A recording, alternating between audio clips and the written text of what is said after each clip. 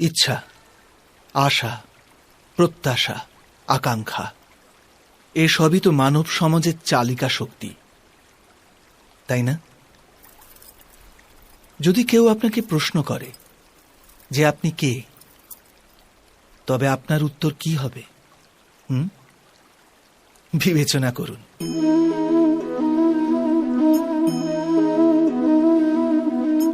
আপনি তখন বুঝতে পারবেন যে আপনার ইচ্ছাই আপনার জীবনের ব্যাখ্যা। কিছু পাওয়ার সাফল্য, কিছু না পাওয়ার নিষ্ফলতাই আপনার পরিচয়। অধিকতর ব্যক্তি এইভাবে জীবিত, নিজের ভেতর থেকে শেষ হয়ে যেতে থাকে, তবু নিজের ইচ্ছেগুলোকে মারতে পারে না। ইচ্ছা তাকে এমন ভাবে ছোটাতে থাকে যেমন মৃগের নেশায় শিকারী। কিন্তু আবার এই ইচ্ছাগুলির গর্ভ থেকেই জ্ঞানের প্রকাশও ঘটে। কি করে? যখন ইচ্ছা অপূর্ণ থেকে যায়, আশা ভেঙে যায়, তখন সেখান থেকে জ্ঞানের কিরণ প্রবেশ করে মানুষের হৃদয়ে। না, এই গাথা শুধু ইচ্ছাদের পরস্পর সংঘর্ষের নয়, নয় মহতাকাঙ্ক্ষা থেকে জন্ম নেওয়া ভয়াবহ রক্তপাতের। এই গাথা হল ইচ্ছার গর্ভ থেকে উৎসারিত হওয়া জ্ঞানের।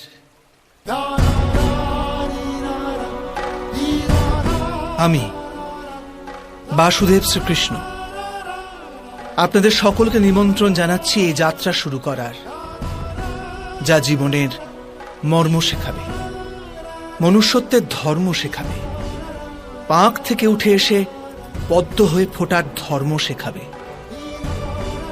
আর এই যাত্রার নাম হল মহাভারত।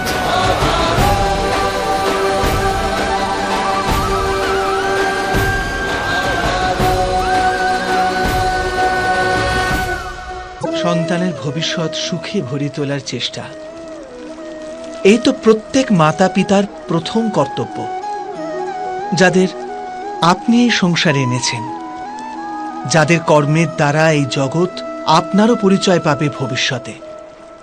তাদের ভবিষ্যৎ সুখদায়ক করার চেষ্টার চেয়ে অধিক গুরুত্বপূর্ণ আর কি বা হতে পারে? কিন্তু সুখ আর সুরক্ষা এসব কি মানুষের কর্ম থেকে প্রাপ্ত হয় না?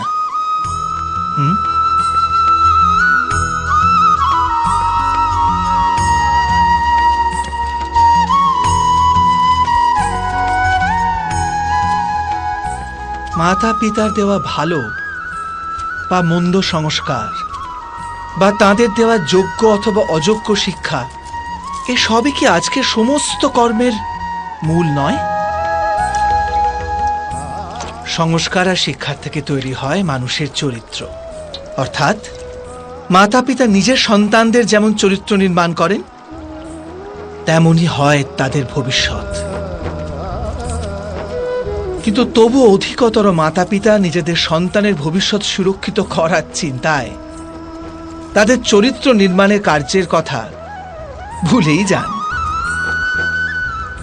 বস্তুত যে মাতা পিতা শুধু নিজের সন্তানের ভবিষ্যতের চিন্তা করেন, তাদের সন্তানদের কোনো লাভ হয় না। কিন্তু যে মাতা পিতা নিজের সন্তানের ভবিষ্যৎ নয়, তার চরিত্রের নির্মাণ করেন, সেই সন্তানের প্রশস্তি বিশ্ব সংসার করে। ভবিষ্যতের দ্বিতীয় নাম সংঘর্ষ। হৃদয়ে আজ যদি কোনো ইচ্ছা জাগে, যদি তা পূর্ণ না হয়, তবে হৃদয় ভবিষ্যতের পরিকল্পনা করে। ভবিষ্যতে ইচ্ছা পূর্ণ হবে এমন কল্পনা করতে থাকে। কিন্তু জীবন না লুকিয়ে আছে ভবিষ্যতে, না আছে অতীতে। জীবনের হদিশ তো আছে এই ক্ষণে, অর্থাৎ এই মুহূর্তের অনুভবেই রয়েছে জীবনের অনুভব। কিন্তু আমরা সব জেনে বুঝেও এটুকু সত্য মেনে নিতে পারি না। হয় আমরা পুরনো স্মৃতি দিয়ে নিজেদের ঘিরে বসে থাকি, অথবা আগামী সময়ের জন্য পরিকল্পনা করতে থাকি। আর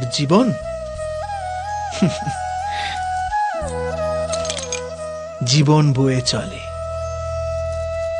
এই সত্য যদি আমরা হৃদয়ে গেঁথে নিই যে না আমরা ভবিষ্যৎ দেখতে পাই, না আমরা ভবিষ্যৎ নির্মাণ করতে পারি, আমরা তো কেবল ধৈর্য আর সাহসের সাথে ভবিষ্যৎকে আলিঙ্গন করতে পারি, স্বাগত জানাতে পারি ভবিষ্যৎকে। আর তবেই কি জীবনের প্রতি মুহূর্ত জীবনের দ্বারা মুখরিত হয়ে উঠবে না? কখনো কখনো কোনো ঘটনা মানুষের জীবনের সমস্ত পরিকল্পনা ভেঙে দেয়, আর মানুষ সেই আঘাতকে জীবনের কেন্দ্র বানিয়ে নেয়। কিন্তু ভবিষ্যৎ কি মানুষের পরিকল্পনার আধারে নির্মিত হয়? না। যেভাবে কোনো উঁচু পর্বতে যে ব্যক্তি সর্বপ্রথম চড়ে, সেই পর্বতের পাদদেশে বসে সে যা পরিকল্পনা করে, সেই পরিকল্পনায় কি তাকে পর্বতের শিখরে পৌঁছে দিতে পারে? না। বাস্তবে সে ব্যক্তি যত উপরে ওঠে তত নিত্য নতুন পরীক্ষা, নতুন বিড়ম্বনা, নতুন ধরনের অবরোধের সম্মুখীন হয়। প্রত্যেক পদে তার পরবর্তী পদক্ষেপ ঠিক করতে হয়, প্রত্যেক পদে তাকে পরিকল্পনা বদলাতে হয়। না হলে যদি পুরাতন পরিকল্পনা তাকে খাদের দিকে ঠেলে দেয়,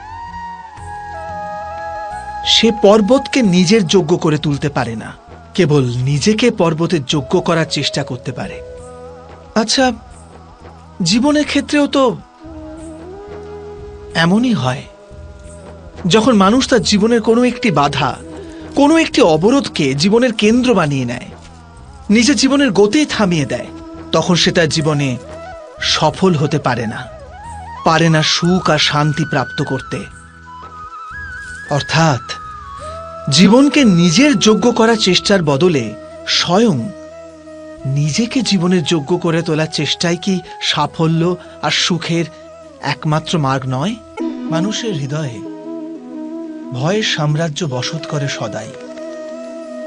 কখনো সম্পত্তি নাশের ভয়, কখনো অপমানের ভয়, কখনো আপনজনের সাথে বিচ্ছেদের ভয়। এই জন্যই ভয়ের অস্তিত্ব সবার স্বাভাবিকই মনে হয়।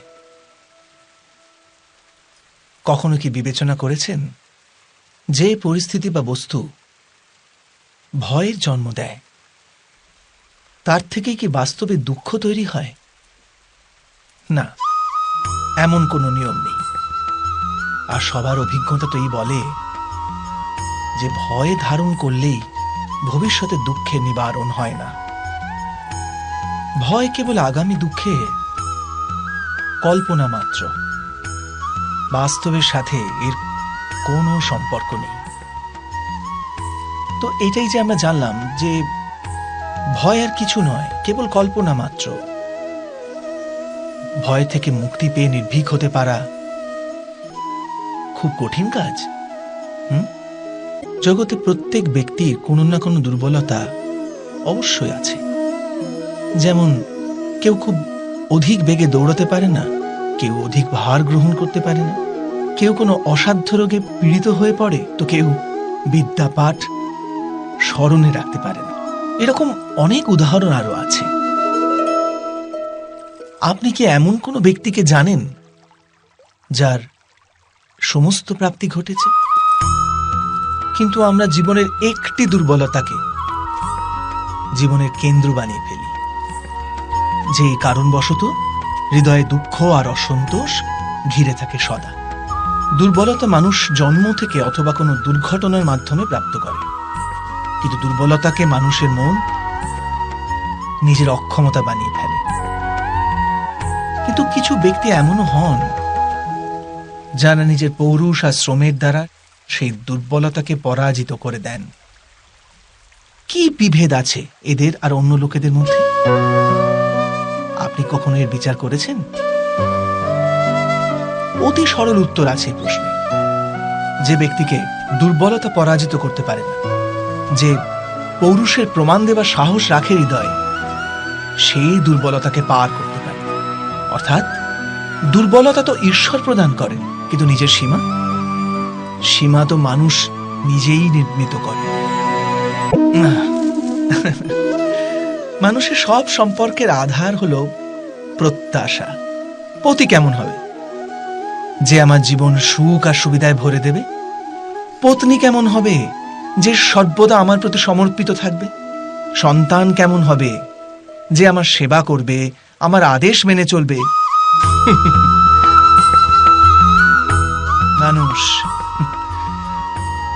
মানুষ প্রেম তাকেই দিতে পারে যে তার প্রত্যাশা পূর্ণ করতে পারে।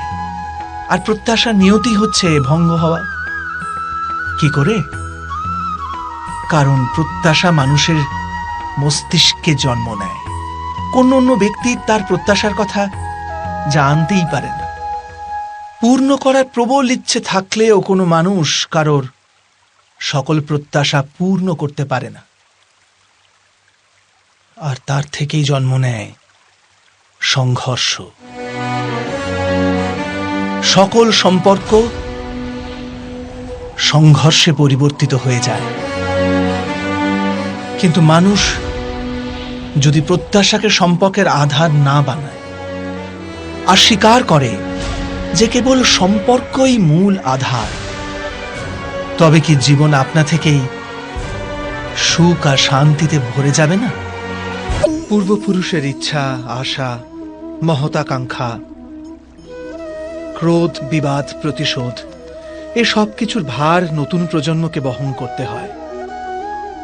মাতা পিতা নিজের সন্তানকে দিতে তো চান বিশ্বের সমস্ত সুখ, কিন্তু দিয়ে ফেলেন নিজের জমানো পীড়ার সত্তা।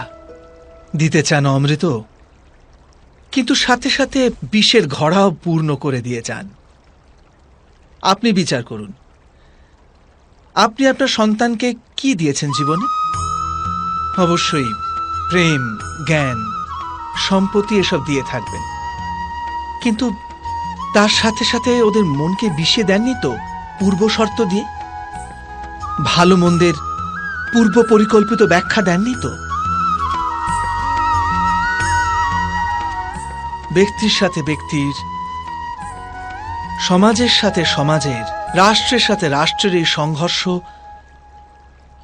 পূর্ব ব্যাখ্যার থেকে নির্মিত নয় কি? হত্যা, মৃত্যু, রক্তপাত এসব কি পূর্ব ব্যাখ্যা থেকে জন্মায় না? অর্থাৎ মাতা পিতা নিজের সন্তানকে জন্মের সাথে সাথে মৃত্যুর দানও দেন, প্রেমের প্রকাশের সাথে সাথে ঘৃণার অন্ধকার উপহার দেন। আর অন্ধকার মনের হোক, হৃদয়ের হোক বা বাস্তবিক হোক, তার থেকে কেবল ভয়ের উৎপত্তি হয়, কেবল ভয়। জীবনের প্রতি ক্ষণ নির্ণয়ের ক্ষণ। প্রত্যেক পদে আগামী মুহূর্তের নির্ণয় করতে করতে যেতে হয়। আর নির্ণয় নিজের প্রভাব রেখে যায়।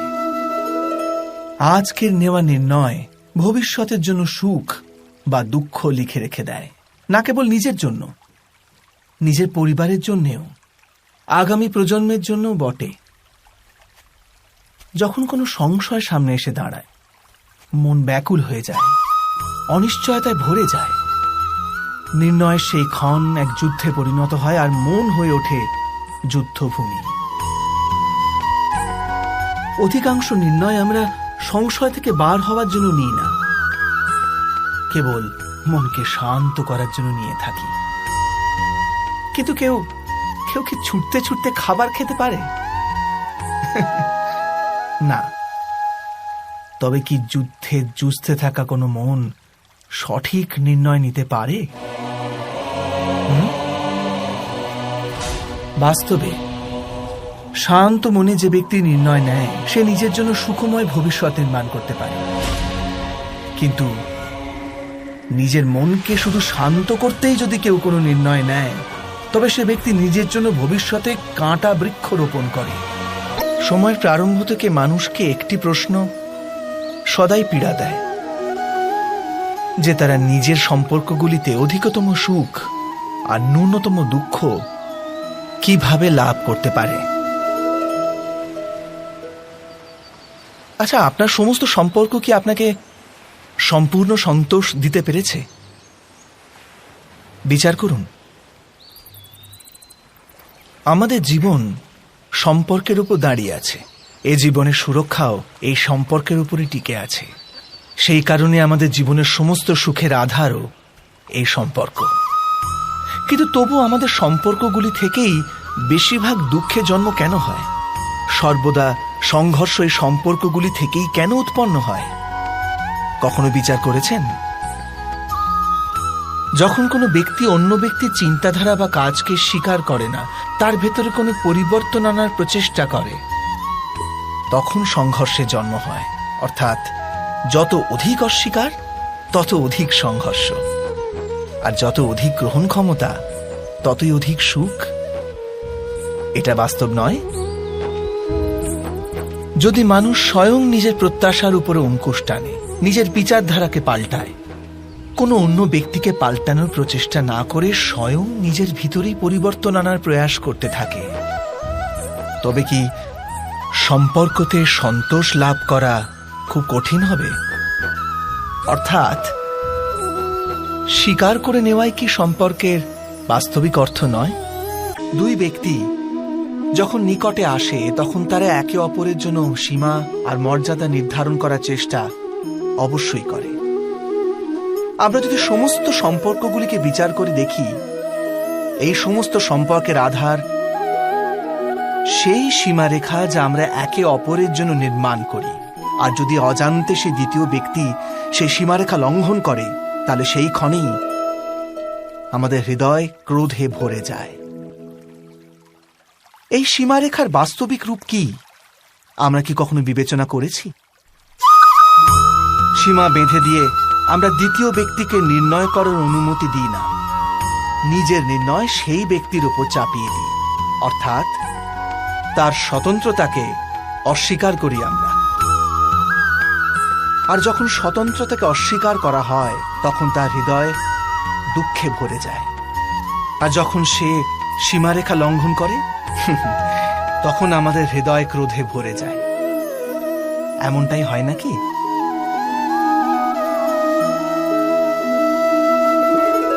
কিন্তু যদি আমরা একে অপরের স্বতন্ত্রতাকে সম্মান করি, তাহলে কোনো সীমার প্রয়োজনীয়তাই পড়ে না। অর্থাৎ যে প্রকারে বোঝাপড়া যে কোনো সম্পর্কের দেহ, ঠিক সেইভাবেই স্বতন্ত্রতা সে সম্পর্কের আত্মা নয় কি? নির্ণয় নেওয়ার মুহূর্তে আমরা সর্বদা কোনো অন্য ব্যক্তির উপদেশ, সূচনা, মন্ত্রণা বা পরামর্শকে আধার করে থাকি। আর আমাদের ভবিষ্যতের আধার হয়ে ওঠে আমাদের আজকের নেওয়া সিদ্ধান্ত। তাহলে কি আমাদের ভবিষ্যৎ অন্য ব্যক্তির পরামর্শ, কোনো অন্য ব্যক্তির দেওয়া উপদেশের ফল? তবে কি আমাদের সম্পূর্ণ জীবন কোনো অন্য ব্যক্তির বুদ্ধির পরিণাম? আমরা কি কখনো বিচার করেছি? সবাই জানে যে ভিন্ন ভিন্ন লোক একই পরিস্থিতিতে ভিন্ন ভিন্ন পরামর্শ দিয়ে থাকে। মন্দিরে দাঁড়ানো ভক্ত বলে দান করা উচিত, আর চোর বলে যদি সুযোগ পাওয়া যায় ওই মূর্তির গয়না চুরি করা উচিত। ধার্মিক হৃদয় ধার্মিক উপদেশ দিয়ে থাকে, আর অধর্ম ভরা হৃদয় অধার্মিক পরামর্শ দেয়। এই ধর্মময় উপদেশ পরামর্শ স্বীকার করলে মানুষ সুখের দিকে যায়। কিন্তু এইরকম পরামর্শ স্বীকার করা তখনই সম্ভব হয় যখন হৃদয়ে ধর্ম থাকে। অর্থাৎ কোনো অন্য ব্যক্তির উপদেশ বা পরামর্শ স্বীকার করার আগে স্বয়ং নিজের হৃদয়ে ধর্মকে স্থাপন করা কি অনেক বেশি জরুরি নয়? পিতা সর্বদা নিজের সন্তানের সুখেরই কামনা করে, তার ভবিষ্যতের সুখের চিন্তায় মগ্ন থাকে। আর সেই কারণবশতই সদাই নিজের সন্তানের ভবিষ্যতের লক্ষ্য নিজেই নিশ্চিত করার চেষ্টা করতে থাকে। যে পথে পিতা স্বয়ং চলেছে, যে পথের কাঁটা কাঁকড়ের সাথে সে পরিচিত, পথের ছায়া পথের তাপ সে স্বয়ং অনুভব করেছে, সেই পথেই তার পুত্রও চলুক, এই ইচ্ছাই থাকে প্রত্যেক পিতার। নিঃসন্দেহে এ এক উত্তম ভাবনা। কিন্তু তিনটি প্রশ্নের উত্তর বিচার করতে আমরা ভুলেই যাই। কি সেই প্রশ্ন? প্রথম প্রশ্ন, এই সময়ের সাথে সাথে প্রত্যেক পথের পরিবর্তন হয় নাকি? সময় কি সর্বদা নতুন পরীক্ষার সম্মুখীন করে না? তাহলে বিগত সময়ের অভিজ্ঞতা নতুন প্রজন্মকে কি লাভ দিতে পারে? দ্বিতীয় প্রশ্ন, প্রত্যেক সন্তানই কি তার মাতা পিতার প্রতিচ্ছবি হয়? হ্যাঁ, সন্তানকে তার শিক্ষা তো অবশ্যই তার মাতা পিতা প্রদান করেন, কিন্তু অন্তরের ক্ষমতা? অন্তরের ক্ষমতা ঈশ্বরের দান। তবে যে পথে চলে পিতা সাফল্য পেয়েছে, এটা কি নিশ্চিত যে সেই পথে চলে তার সন্তানও সাফল্য আর সুখ লাভ করতে পারবে? তৃতীয় প্রশ্ন, জীবনে সংঘর্ষ আর পরীক্ষায় কি লাভ প্রদান করে না? প্রত্যেক নতুন প্রশ্ন কি এক নতুন উত্তরের দ্বার খুলে দেয় না? তবে কি সন্তানদের নতুন নতুন প্রশ্ন, সংঘর্ষ আর পরীক্ষা থেকে দূরে রাখলে তা কি তাদের পক্ষে খুব লাভজনক হবে, নাকি তাদের ক্ষতিই করবে? অর্থাৎ যেমনভাবে সন্তানের ভবিষ্যৎ নির্মাণ করার বদলে তার চরিত্রের নির্মাণ করাই শ্রেয়, তেমনি সন্তানের ভবিষ্যতের পথ নির্ধারণ করার বদলে তাদের নতুন নতুন সংঘর্ষের সাথে লড়াই করতে পারার মনোবল আর জ্ঞান প্রদান করা, এটাই কি লাভজনক নয়? যখন কোনো ব্যক্তি কোনো ঘটনার ভিতরে অন্যায়কে দেখতে পায়, তখন সেই ঘটনা তার হৃদয়কে তছনছ করে দেয়। সমস্ত জগৎকে সে নিজের শত্রুরূপে জ্ঞান করতে থাকে। অন্যায় বলে মনে হওয়া সেই ঘটনা যত বিরাট হয়, মানুষের হৃদয়ও কিন্তু ততই বিরোধিতা করতে থাকে। সেই ঘটনার পরিপ্রেক্ষিতে সে ন্যায় দাবি করে। আর এটা তো যোগ্য কথা। বাস্তবিক সংসারে যে কোনো রকমের অন্যায় ব্যক্তির আস্থা আর বিশ্বাসের বিনাশ করে। কিন্তু এই ন্যায় কাকে বলে? ন্যায়ের অর্থ কি? অন্যায় যে করেছে সে যদি অনুতপ্ত হয়, আর যার উপর অন্যায় হয়েছে তার মনে যদি আবার বিশ্বাস জাগে সমাজের প্রতি, তাকেই তো ন্যায় বলে। কিন্তু যার হৃদয়ে ধৈর্যের স্থান নেই, সে ন্যায়ের পথ ছেড়ে দ্বন্দ্ব আর প্রতিশোধের পথ বেছে নেয়। হিংসার বদলে প্রতিহিংসার ভাবনা নিয়ে সে এগিয়ে যায়। স্বয়ং যা পীড়া ভোগ করেছে তার চেয়ে অধিক পীড়া অপরকে দেবার প্রয়াস করে। আর এই পথে চলতে গিয়ে অন্যায় যার উপর হয়েছে সেই স্বয়ং অন্যায় করে ফেলে। শীঘ্র সে অপরাধী হয়ে যায়। অর্থাৎ ন্যায় আর প্রতিশোধের মধ্যে খুব ক্ষুদ্র ফারাক থাকে, আর সেই ফারাকের নামই হল ধর্ম। এটা কি সত্য নয়? সবার জীবনে এমন মুহূর্ত অবশ্যই আসে যখন সত্য বলার নিশ্চয়তা থাকে হৃদয়ে, কিন্তু মুখ থেকে সত্যটা বেরোতেই পারে না। কোনো ভয় মনকে এমনই ঘিরে রাখে।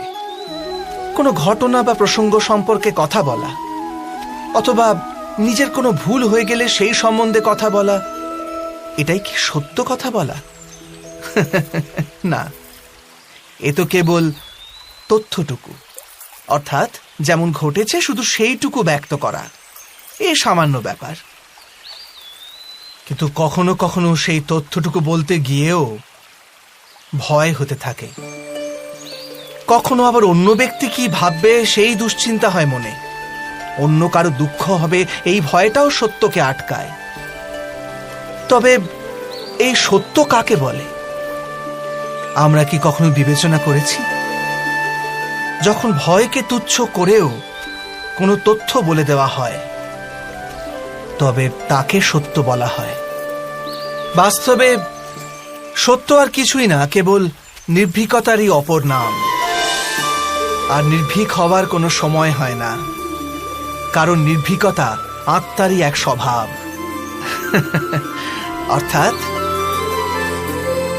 অর্থাৎ জীবনের প্রত্যেকটি ক্ষণই সত্য বলার ক্ষণ নয় কি? যখন কারো আশা ইচ্ছা ভঙ্গ হয়ে যায়, তখন তার হৃদয় ক্রোধে ভরে ওঠে। যে ব্যক্তিকে সে নিজের অপরাধী মনে করে তাকে দণ্ড দেবার প্রচেষ্টা করে। কিন্তু আমাদের ইচ্ছা বা আশা ভঙ্গ হওয়া সর্বদাই কি কারো অপরাধে হয়? ইচ্ছা অপূর্ণ থাকার তো অনেক কারণ হতে পারে। কিছু ইচ্ছা দৈবের কারণে ভঙ্গ হয়, আর কিছু নিয়তির জন্য, আর কখনো কখনো ইচ্ছার স্বরূপই এমন হয় যে তা কখনো পূর্ণ হতে পারে না। বিনা পরিস্থিতি বিচার করেই কাউকে অপরাধী মেনে নেওয়া ন্যায় নয়। প্রতিশোধ, ন্যায়ের আধার তো দয়া, করুণা, আর প্রতিশোধের আধার ক্রোধ, অহংকার। অর্থাৎ হৃদয়ে করুণা ধারণ না করে কারোর অপরাধের বিচার বিবেচনা করা ও কাউকে দণ্ড দেওয়াটা আরো বড় অন্যায় নয় কি? সংকেত বা পূর্বাভাসের উপর নির্ভর করে আমরা ভবিষ্যতের সুখ দুঃখের কল্পনা করি। ভবিষ্যতে দুঃখের কারণ দূর করার জন্য আমরা আজ পরিকল্পনা করি। কিন্তু কালকের সংকটকে আজ নির্মূল করার চেষ্টা করলে আমরা লাভবান হই নাকি আমরা ক্ষতিগ্রস্ত হই? এই প্রশ্ন নিজেদের করি না। সত্য তো এটাই যে সংকট আর তার নিবারণ একসাথেই জন্ম নেয়, ব্যক্তির খাতিরে আবার সৃষ্টিরও খাতিরে, তাই না? আপনি আপনার ভূতকালের কথা স্মরণ করুন, ইতিহাসকে দেখে নিন। আপনি তখনই উপলব্ধি করবেন যে যখন যখন সংকট এসেছে তখন তখন তাকে নিবারণ করার শক্তিরও জন্ম হয়েছে। এটাই তো জগতের নিয়ম। অর্থাৎ সংকটই শক্তির জন্মের কারণ। প্রত্যেক ব্যক্তি যখন সংকট থেকে বেরিয়ে আসে তখন সে এক পদ আগে এগিয়ে যায়, অধিক উজ্জ্বলতা, অধিক আত্মবিশ্বাস লাভ করে, না কেবল নিজের জন্য, সমগ্র বিশ্বের জন্য বটে। এটা কি সত্য নয়? বাস্তবে সংকটের জন্ম মানে একটি সুযোগের জন্ম, নিজেই নিজেকে বদল করার, নিজের চিন্তাধারাকে আরো উঁচুতে নিয়ে যাওয়ার সুযোগ, নিজের আত্মাকে অধিক বলবান আর অধিক জ্ঞানমণ্ডিত করার সুযোগ। যে এটা করতে পারে তার কোনো সংকট আসে না, কিন্তু এমনটা যে করতে পারে না সে তো স্বয়ংই এক সংকট হয়ে পড়ে এই বিশ্বের জন্য। পরম্পরার মধ্যে ধর্মের অবস্থান, আর প্রথাই ধর্মকে ধরে রাখার দায়িত্ব বহন করে, এটা সত্যি। কিন্তু কেবল প্রথাকেই কি ধর্ম বলে? বিবেচনা করুন। সত্য তো এই যে যেমন ভাবে পাষাণের ভেতরে শিল্প থাকে, ঠিক তেমনি প্রথার মধ্যেও ধর্মকে পাওয়া যায়। এই পাথরের মধ্যেও শিল্প আছে। এই পাথরটাই শিল্প নয়। শিল্প ফুটিয়ে তোলার জন্য পাথরকে ভাঙতে হয়, অনাবশ্যক অংশগুলিকে কেটে বাদ দিতে হয়। ঠিক সেইভাবেই প্রথার মধ্যে ধর্মকে খুঁজে বার করতে হয়। যেমন ভাবে ইন্দ্র পূজার প্রথা ত্যাগ করে গোবর্ধন পূজার ধর্ম আরম্ভ না যদি হতো, যাদবেরাও তাদের মুক্তির পথ খুঁজে পেত না। অর্থাৎ প্রথা পালনে যে বেশি গোঁড়ামি করে ধর্ম থেকে সে বঞ্চিত হয়ে যায়, আর পরম্পরার অন্ধ অনুকরণ যে করে সেও প্রকৃত ধর্মপরায়ণ হতে পারে না। কথায় আছে, হংস সর্বদা নির্ঘীর পার্থক্য করতে পারে। দুধে জল মেশানো থাকলেও কেবল দুধটুকুই গ্রহণ করে। তবে কি যথার্থ ধর্মজ্ঞান পেতে হলে হৃদয়ে জ্ঞান থেকে প্রসূত বিবেক থাকা আবশ্যক নয়? আর সেই বিবেক না থাকলে যাকে আমরা ধর্ম বলে মনে করছি তা আসলে প্রকৃত ধর্মই নয়। এমনও তো হতে পারে ভবিষ্যৎকে আধার করে সবাই আজকে নির্ণয় করতে চায় ভবিষ্যতে সুখ লাভ হবে, ভবিষ্যৎ সুরক্ষিত হবে, এমন নির্ণয় আজ করার প্রয়াস করতে থাকে সবাই। আপনি নিজের জীবনেই দেখুন, আপনার অধিকতর নির্ণয়ের মূলে ভবিষ্যতের চিন্তা থাকে না। আর কেনই বা হবে না?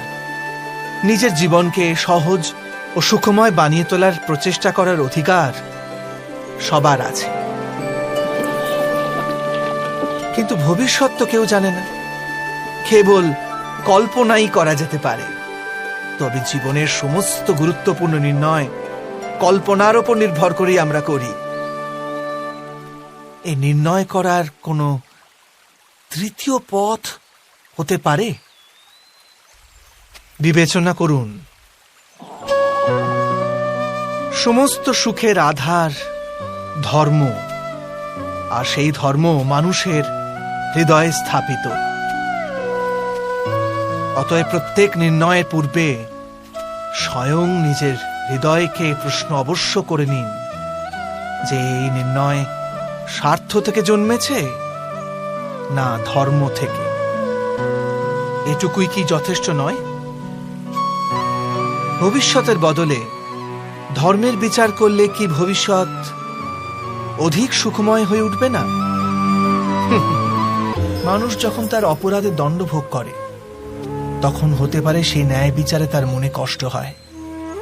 প্রশ্ন ওঠে তার হৃদয়ে যে যখন সে অপরাধ করেছিল তখন সে ভিন্ন ব্যক্তি ছিল, তারপর সে অনেক অনেক অনুতাপ করেছে, নিজেকে এত পরিবর্তন করেছে, তবু সে দণ্ড কেন পাবে?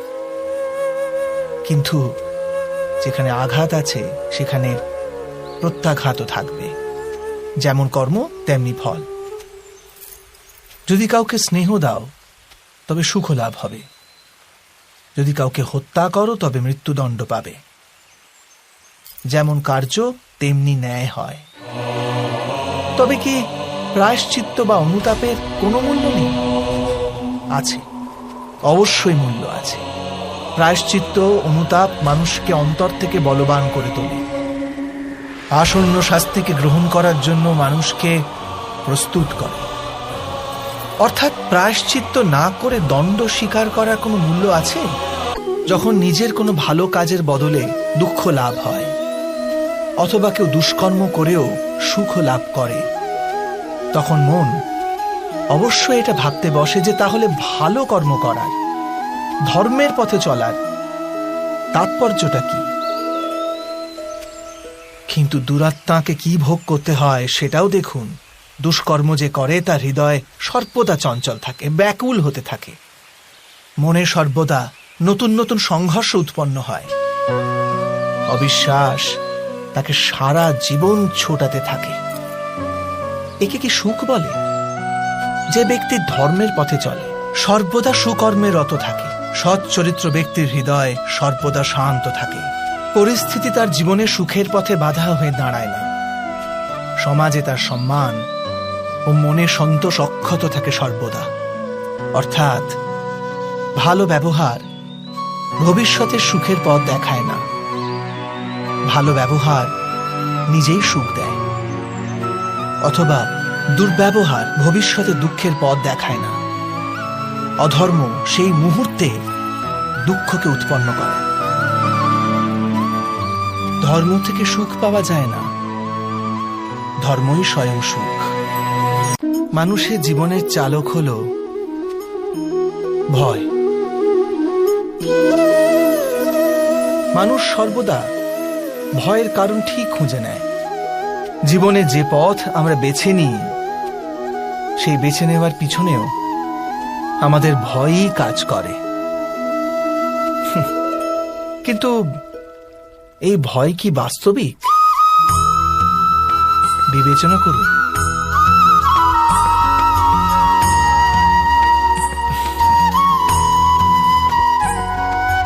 ভয়ের অর্থ আগামী সময়ের বিপত্তির কল্পনা। কিন্তু সময়ের প্রভু কে? না আমরা সময়ের প্রভু, আর না আমাদের শত্রু অথবা আমাদের প্রতিস্পর্ধী। সময় তো ঈশ্বরের অধীনে চলে। তাহলে যদি কেউ আপনার ইচ্ছে করে ক্ষতি করার পরিকল্পনা করতে থাকে, তবে কি সে বাস্তবে আপনাকে ক্ষতিগ্রস্ত করতে পারে? না।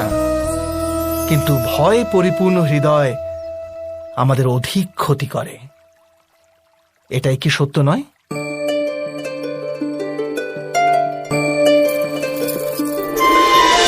বিপত্তির সময় ভয়ভীত হৃদয় যথার্থ নির্ণয় করে না, অতএব বিপত্তিকে অধিক পীড়াদায়ক বানিয়ে তোলে। কিন্তু বিশ্বাসে পরিপূর্ণ হৃদয় বিপত্তির মুহূর্তকেও সরলভাবে পার করতে পারে। অর্থাৎ যে কারণে মানুষ হৃদয়ে ভয়কে স্থান দিয়ে থাকে, ভয় ঠিক তার বিপরীত কার্য করে। এটাই কি সত্য নয়? জীবনে আসন্ন সংকটের সম্মুখীন হওয়ার জন্য মানুষ যখন নিজেকে অযোগ্য মনে করে, যখন তার নিজের শক্তির উপর বিশ্বাস থাকে না, তখন সে সদ্গুণ ত্যাগ করে দুর্গুণ আপন করে নেয়। সম্ভবত মানুষের জীবনের কলুষ বৃত্তি তখনই জন্ম নেয় যখন তার অন্তরে আত্মবিশ্বাস থাকে না। আত্মবিশ্বাসী শিষ্টের ধারণ করে। এই আত্মবিশ্বাস কাকে বলে?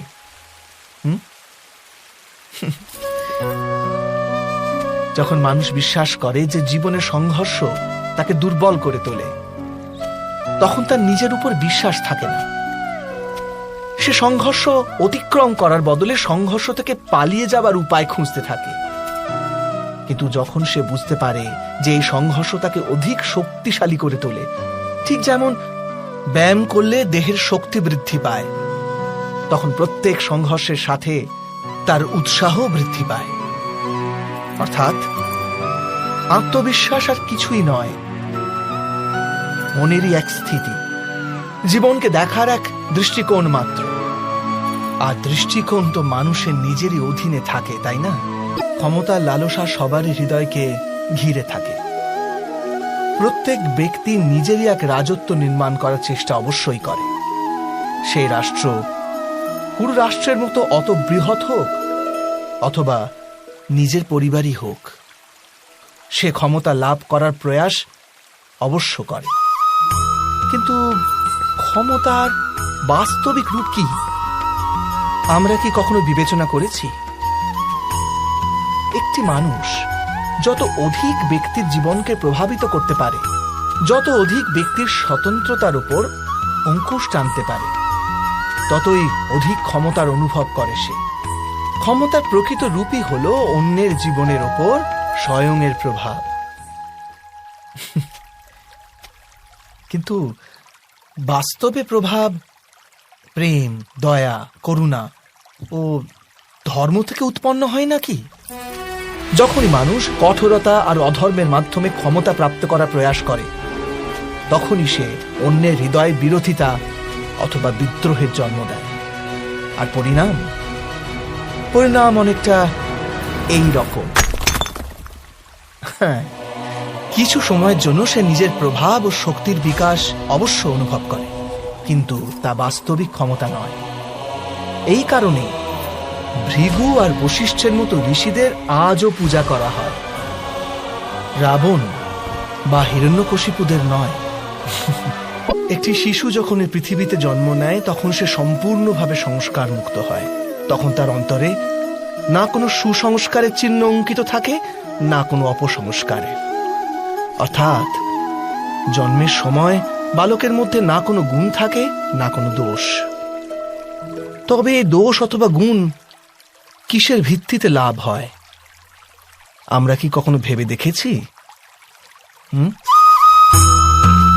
যে কথা মাতা পিতার মুখে নিরন্তর শোনা যায়, সেসব কথাই তাদের সন্তানের হৃদয়ে সংস্কারের রূপ নেয়। যেমন কোন গ্রামে নদীর তট অব্দি একটা আলপথ আপনি নির্মিত হয় কেবল সেই পথে বারবার চলার দরুন।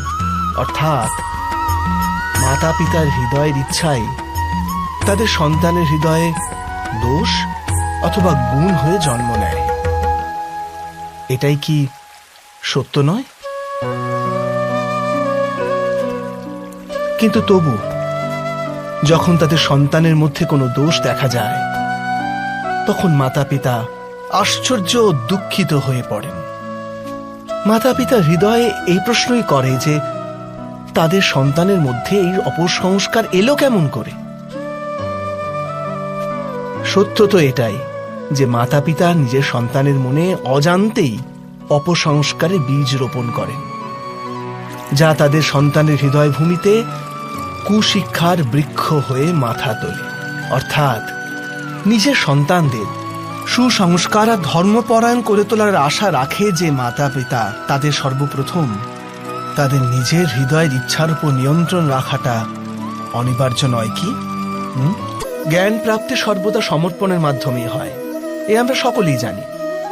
কিন্তু সমর্পণের বাস্তবিক গুরুত্ব কি আমরা কি কখনো বিবেচনা করেছি? মানুষের মন সর্বদা জ্ঞান প্রাপ্তির পথে নানান বাধা সৃষ্টি করে। কখনো কোনো অন্য বিদ্যার্থীর প্রতি ঈর্ষা জন্মায়, কখনো গুরুর শেখানো পাঠের উপর সন্দেহ উৎপন্ন হয়, আবার কখনো গুরুর দেওয়া কোনো কোনো শাস্তি মনকে অহংকারে ভরিয়ে তোলে। তাই নয় কি? কি এমনটাই হয় না? নানান সময় নানান রকম চিন্তা মনকে ব্যাকুল করে তোলে, আর মনের এমন অশান্ত স্থিতির কারণে আমরা জ্ঞান লাভ করতে পারি না। মনের সঠিক স্থিতি কেবল সমর্পণ থেকেই লাভ হয়।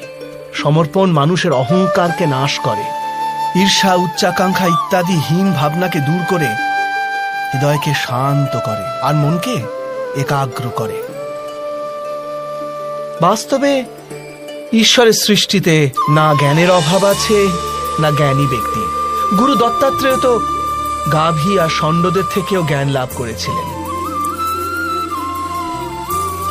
অর্থাৎ বিষয় ব্রহ্মজ্ঞানের হোক অথবা জীবনের জ্ঞানের অথবা গুরুকুলে লাভ করা জ্ঞানের, তা অর্জন করার জন্য গুরুর চেয়ে অধিক গুরুত্বপূর্ণ সেই গুরুর প্রতি আমাদের সমর্পণ। এটাই কি সত্য নয়? একই গুরুর কাছে শিক্ষা লাভ করা সকল শিষ্য এক সমান বিদ্যা লাভ করতে পারে না। সকল শিষ্যকে গুরুর বচন শুনতে দেখা যায় ঠিকই, তাকে পূজা করতেও দেখা যায়, কিন্তু তারা সমান বিদ্যা লাভ করতে পারে না। কখনো ভেবে দেখেছেন কেন এমন হয়? সত্য তো এটাই যে বিদ্যা লাভে অসমর্থ শিষ্য সমর্পণের ভান তো করে, কিন্তু সমর্পণের বাস্তবিক অর্থ বুঝতেই পারে না। গুরুর চরণে ফুল নিবেদন করলে অথবা গুরুর আদেশ শুধু পালন করলে কি সমর্পণ প্রমাণ করা যায়? না। সমর্পণ তো যথার্থ হয় তখনই যখন গুরুর প্রতি মনে কোনো সন্দেহ না থাকে। গুরুর মুখ থেকে আদেশ উচ্চারিত হবার পূর্বে শিষ্য সেই কাজ সম্পন্ন করে ফেলে। গুরুর ভাবনার সঙ্গে শিষ্যের ভাবনা এক হয়ে যায়। শিষ্য যতক্ষণ নিজের গুরুর মধ্যে ব্রহ্মা বিষ্ণু মহেশ্বরের রূপ না দেখতে পায়, ততক্ষণ তার সমর্পণ সত্য হয় না। বাস্তবে সমর্পণ কোনো কার্যের নাম নয়। সমর্পণ তো হৃদয়ের ভাবনা আর মনের এক স্থিতির নাম। অর্থাৎ আমাদের অজ্ঞতার জন্য দোষ কেবল আমাদের মনেরই নয়। শ্রেষ্ঠত্বের অর্থ কি? শ্রেষ্ঠ আবার অর্থ হলো অন্যদের চেয়ে অধিক জ্ঞান অর্জন করা। অর্থাৎ গুরুত্ব এই বিষয় নয় যে কত জ্ঞান স্বয়ং অর্জন করল কেউ, গুরুত্ব এই বিষয়ে যে লাভ করা জ্ঞান অন্য ব্যক্তিদের চেয়ে অধিক কিনা।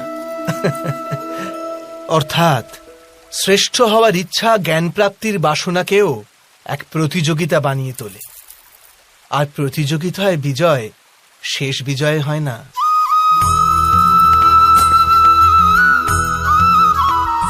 কিছু সময়ের জন্য শ্রেষ্ঠ অবশ্যই হওয়া যায়, কিন্তু সর্বদা কেউ কখনো শ্রেষ্ঠ থাকতে পারে না।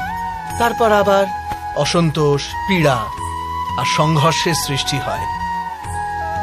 কিন্তু শ্রেষ্ঠ হবার বদলে যদি উত্তম হবার প্রয়াস করা যায়, তবে কি এরকম হয়?